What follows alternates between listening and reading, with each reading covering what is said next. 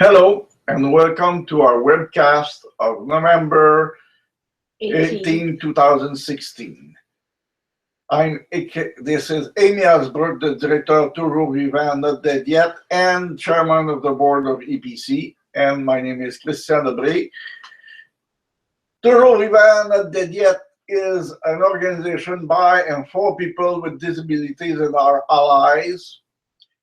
Our goal is to inform, unify, and give voice to the disability right opposition to assisted suicide, euthanasia, and other ending of life practices that discriminate against people with disability.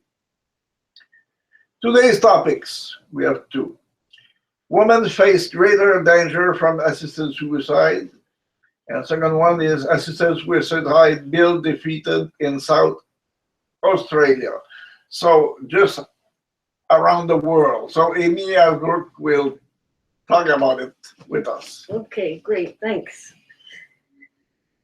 The first topic is women face greater danger from assisted suicide. Several feminist scholars who have looked at assisted suicide believe it is especially dangerous for women. I agree with them. Yeah. Okay, because there is some kind of discrimination against women. It called Sexism? Sexism, Misogyny, yes. yeah. Yeah, and there are basically most of the feminist scholars who have looked at it have come to that conclusion because what they realize is that women lack power in the situation, so that this idea of autonomy doesn't really apply because of women lacking power in their lives in general. Basically, a gain of autonomy by suicide is kind of a dream, or I don't know. Right, kind of a weird idea. Yeah, it's weird. Scholars believe that the idea of autonomy does not apply well to women because it doesn't take into account the impact of gender bias in our society. So that's what we just said. And the idea of autonomy is this notion that that the peak of personal evolution is to be independent and self-directed and running your own life, except for that doesn't take into account the raising and propagation of the species and women's role in doing that. So when this idea of autonomy is the pinnacle of personal evolution, that doesn't take into account half of the species. So if you take into account all of the species, really women's capacities for cooperation and collaboration are just as important as autonomy, but so those should be valued too. Yes. Scholars believe that the reason women ask for assisted suicide and the reasons they receive it have a lot to do with gender bias. So the women ask for it for various reasons, and the reasons that they're given assisted suicide both have to do with gender bias. And here are some of the reasons. Valued in our society, and old and disabled women are even more so.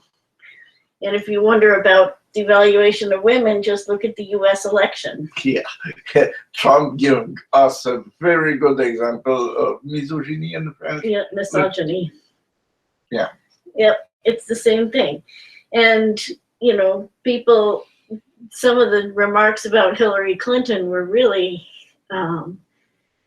misogyny. Yeah, misogynist and sexist. And so if, there was any doubt that there's still sexism, that should be put to bed. Yeah, he proved it that the president of United States, design president, is a sexist.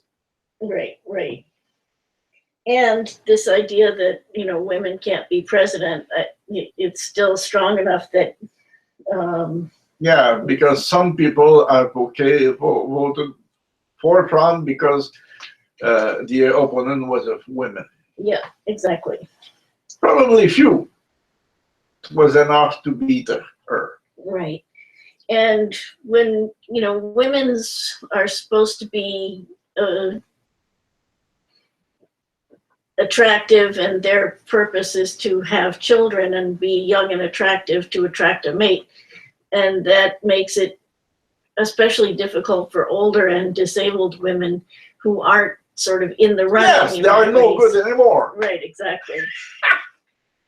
Right, that's the Sorry. idea. That's the idea. It's a joke. Right. Also, women are expected to sacrifice themselves for the sake of their families and those around them. And in some societies, that's literal. Women are supposed to throw themselves on the funeral pyres of their husbands and kill themselves if their husbands die. Yeah, even if it was awful in certain society, it happened. In India, some castes had to do that in the past, and in some place in Africa, it was so. So the life of women, and when the husband died. Right, and Ouch. right, and women are expected to put their own needs after those of their family. So Yeah.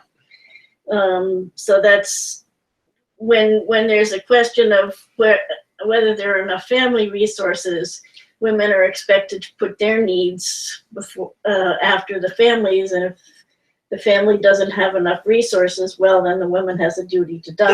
There is a little part that came from the nature, because women have children and they have to feed the children at first, at beginning.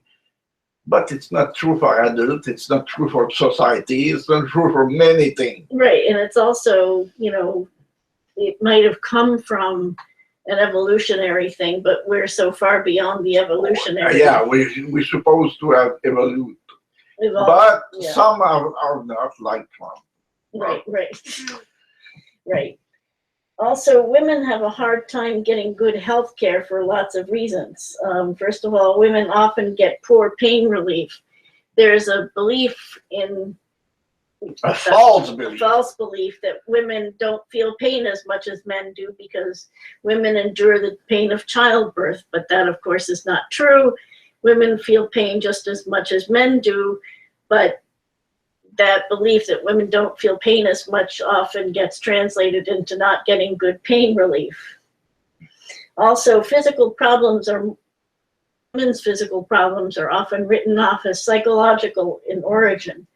So if the models of healthcare are based around what male bodies and what works and what doesn't work for male bodies, and if the doctor can't figure out what doesn't work for a woman, he'll just, well, it's all in your mind. Yeah, it happened quite a lot of time. Right, exactly. And women do have higher rates of depression than men, and mental health care is not often covered by insurance. This is facts. Right. And, because the two genders tend to deal with frustration differently. Women tend to internalize it, men tend to externalize it. And when you internalize frustration, that causes depression. And so women do have higher rates of depression, and mental health coverage is not as good in insurance as physical health coverage is. Also, women face a higher rate of poverty and are less likely to have employment-based insurance. This is fact too. Right, because women are often the heads of households by themselves. And women's jobs don't pay as much, and even when women have the same jobs as men, they don't get paid as much. We doesn't yet achieve the equality of pay. Right. It's a target, but it's still a target. Right, exactly. It takes a long time to get there, unfortunately. So women tend to be in poverty also because the jobs they have don't tend to have insurance with them. So they often have less access to health care than men. Also, because women live longer, they're more likely to be alone in old age. That's a fact too. Right. But I'm against. Right. So that can create another problem for women, because if there's no one around to, be be sort of keeping an eye on you and helping you deal with problems, then you'd be more vulnerable to coercion or incitation to commit suicide, assisted suicide. And finally, women are taught to not be assertive nor to advocate on their own behalf. And that's especially in the health arena, where a lot of doctors are men, and women aren't supposed to question men. Men know what, is best. Doctor knows best. So women don't tend to question. So for all those reasons, women don't tend to get very good health care. And that's another reason women are vulnerable to assisted suicide. But requests for assisted suicide may be an effort to change an oppressive situation, such as domestic violence. So yeah, it could come from their husband, their children, and from their boss. There's many ways women are oppressed. right, and if they see no other way out, sometimes they might ask for assisted suicide because that's the only way they can think of to get free of it. It happened to some men too, but in very, very less time. Sorry, probability, I don't know. Right, lower probability, yeah. Yeah. Yeah, I mean, my mom was kind of like that. She had a rotten husband, and she always wanted to die first because that was the only way she could think of to leave the relationship, and she got what she wanted. She died first. So also, gender expectations may affect the doctor's decision whether or not to grant the request. So the doctor may have his sexist presumptions about, even if a doctor is female, because those ideas are built into the healthcare system. Yeah, and it's inside the society, Right. and it happened in many society. Just remember, how do you call when Female genital mutilation. mutilation? Women do that, not men. Right. But it's for men. It's done for men, but by women, to women. Right, exactly. Women are just as likely to enforce gender sexist rules as men are. Also, gender issues also affect the public debate. Women most often are featured in media accounts of assisted suicide. In fact, there are very few men who've stepped forward asking for assisted suicide. Most of the people you can think of are women, like Sue Rodriguez, like Gloria Taylor, like Kay Carter, like Julia Lamb, Tracy Latimer. Yeah, there is many more than men. And even if it's happened to men, the average is over. You just have to think about the last election, Trump against Miss Clinton.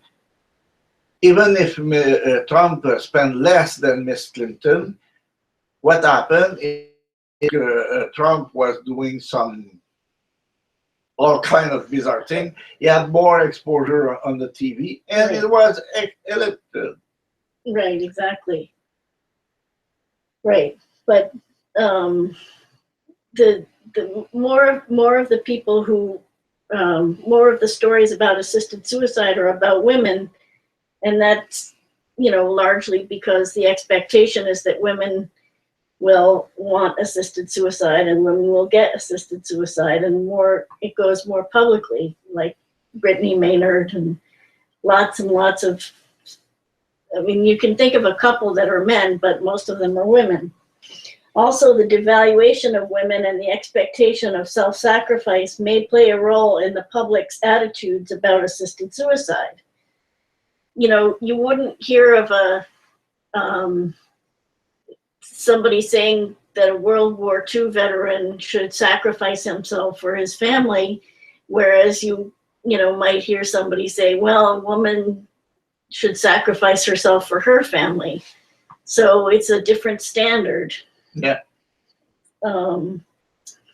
So also, women attempt suicide 3 times more often than men, but men are 3.5 times more likely to We are complete quite a lot suicide. better to suicide ourselves. Right, men use more violent means in general. Yeah, Um, guns or a rope yeah, or something like Right, that. exactly. Women is more pills or the gas from A car. a car or something like that. Right.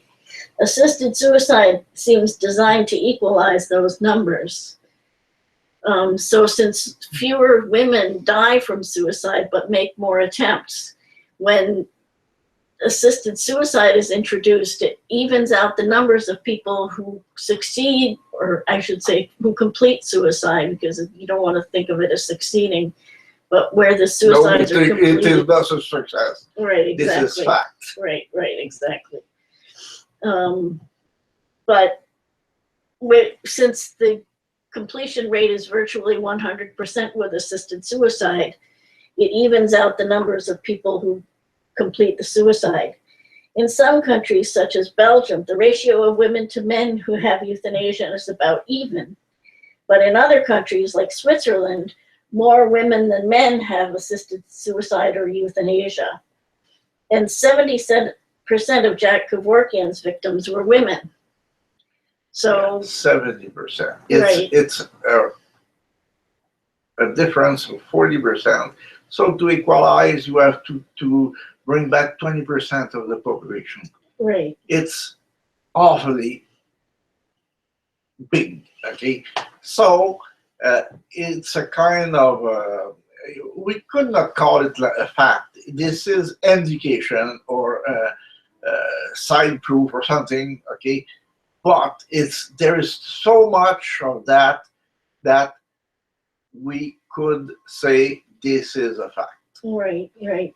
And one thing we do know is that women make up over 70% of people euthanized for psychiatric reasons, and that's a growing number, growing every year. It's happening more and more in the Netherlands and Belgium, that people are being euthanized for psychiatric reasons, and 70% of those are women. Basically, it's normal for a man to be crazy, and not women. Right.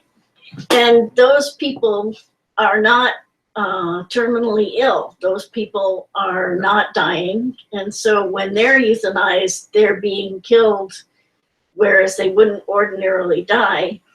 On the other hand, people with cancers and such, there may be somewhat more men, but they're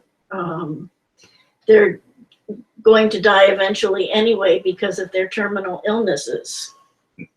So the fact that this is a growing problem of people who are having assisted suicide and euthanasia because of psychiatric reasons, and that 70% of those are women, that is also a frightening figure, because the majority of them are depressed.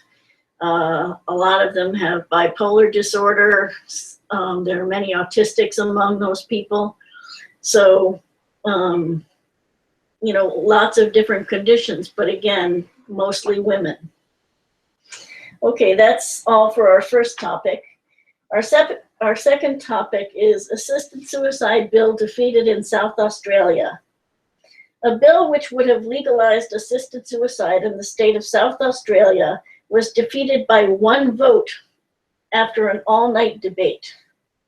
According to Paul Russell, founder and director of HOPE, A friend of ours who live in British Australia. Columbia. No, Australia. Oh, this is not the same Paul Russell? There's only one. He lives in Australia. Okay, sorry. I'm mistaken. HOPE, a coalition to prevent euthanasia and assisted suicide. The Death with Dignity Bill 2016 was the second bill debated this year. Second in 1 year. Right. Okay, think about in Quebec, there was a referendum, and there was one in 1980, and the next one in 1995. Right. 15 years, which is a kind of, you have a kind of social debate, and time to time you have to verify what's happening. It's kind of logical. Right. But twice in 1 year, oof. Right. Let's see.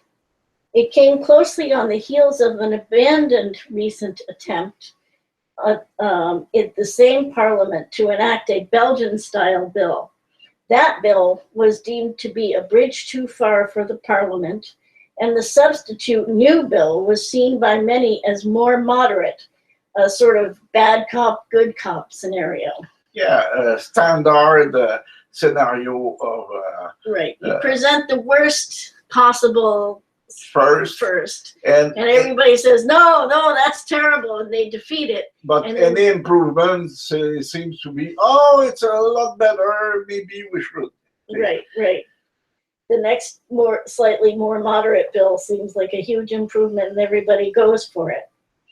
That kind of thinking clearly influenced a number of members of Parliament. For the first time in the history of the lower house of Parliament, the bill passed the first hurdle. So first time in history. So it happened not only twice that year, it was happened before many times. Right. There had been bills for assisted suicide introduced before, but they had never gotten past the second reading. So we have understood that. So it's tied years after years after years.